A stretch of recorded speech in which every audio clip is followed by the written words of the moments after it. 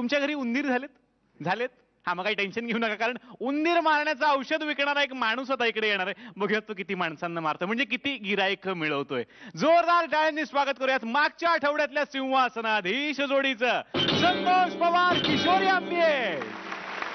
औषध उंदरांचं लई बेफाम, घेऊन करून टाका काम तमाम. हे औषध उंदरांचं लई बेफाम, घेऊन करून टाका काम तमाम. जेवढे खातील पटकन तेवढे मरतील पटकन, एवढं औषध पॉवरफुल जाम. ला ला ला ला दा दा दा दा दा दा दा दा दा दा. ए उंदराचं औषध घ्या ताई, माई, अक्का, भाभी. मार दिया जाए, भाभी छोड़ दिया जाए, तो तेरे साथ क्या शहर दिया जाए, भाभी दिया जाए, भाभी तेरे साथ क्या सुलूक किया जाए. भाभी भाभी भाभी भाभी अरे भाभी आहे का अबू धाबी? उंदरांचं औषध घ्या भाभी, उंदरांचं औषध घ्या, मेड इन अबू धाबी. पण उंदीर नक्की मरेल? मरेल? अरे औषध खातात बाहेर जाऊन, मरतात मात्र घरात येऊन. एवढा पॉवरफुल औषध आहे. मी तुम्हाला प्रॉमिस करतो, वचन देतो, आश्वासन देतो भाभी. आश्वासन देतो तर नेता का नाही बनलास? नेता कसा बनणार? अहो बाई, माणसं मारण्यापेक्षा उंदीर मारणं खूप कठीण आहे, आणि आपण कठीण काम करतो बघा. उंदीर नाही, मला नवऱ्याचा काटा काढायचा आहे. मग औषध घेऊ नका, सुई घ्या आणि नवऱ्याची तंगडी घ्या. काय? आणि काढून टाका काटा. असा नाही काढायचंय. ठीक आहे, मग असा काढा.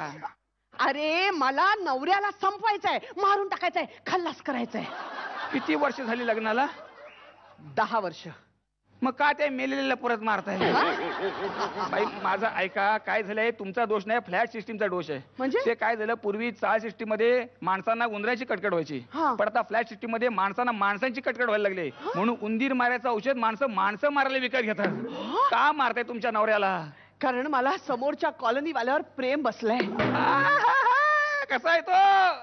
वो देखना है, हेकना है, चांद का तुकडा है. नाही लुकडा आहे. पण तुमची जोडी अगदी सोडवणार. ओरिजिनल नवऱ्याला मारून टाका, माझं औषध घेऊन टाका. माहितीये तुझं औषध.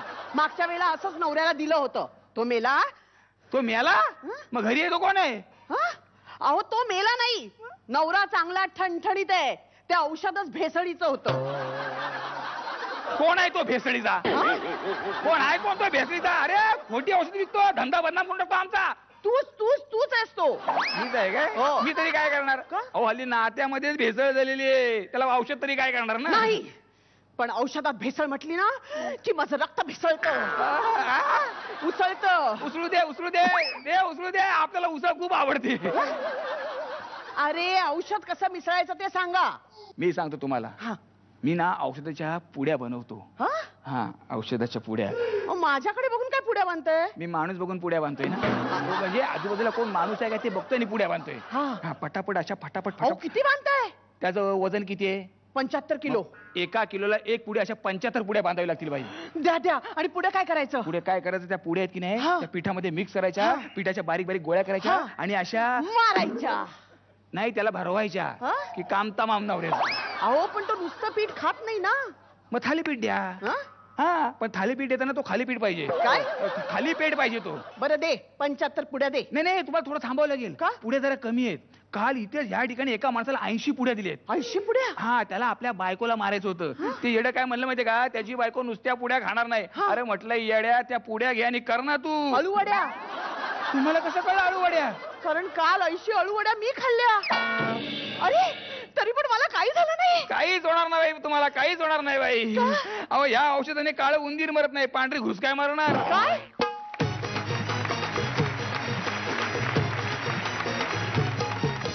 बघूयात हा परफॉर्मन्स कसा वाटला आपल्या परीक्षकांना. रेणुकाताई.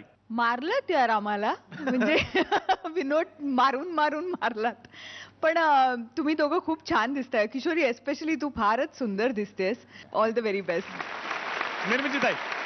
नेहमीच संतोष आणि किशोरी नव्हते, हे थोडेसे कुठेतरी कमी होतं. All the best. थँक्यू. बघूयात प्रेक्षक परीक्षकांना हे औषध किती आवडलं. किती गुण? 9 गुण दिलेले आहे. रेणुकाताई. 9 गुण. निर्मितीताई. पण मी तुझ्या पाठीमागे. 9 गुण. मागच्या वेळीचे 30, आत्ताचे 27, 57 गुण. जोरदार टाळ्या. आणि पुढच्या तुमच्या सगळ्या प्रवासासाठी खूप साऱ्या शुभेच्छा. गेल्या वेळेचे तुम्ही सिंहासनाधीश आहात, त्यामुळे जोपर्यंत तुम्हाला तिकडून कोणी उठवत नाही तोपर्यंत तुम्ही तिकडे बसायचंय. जोरदार टाळ्या.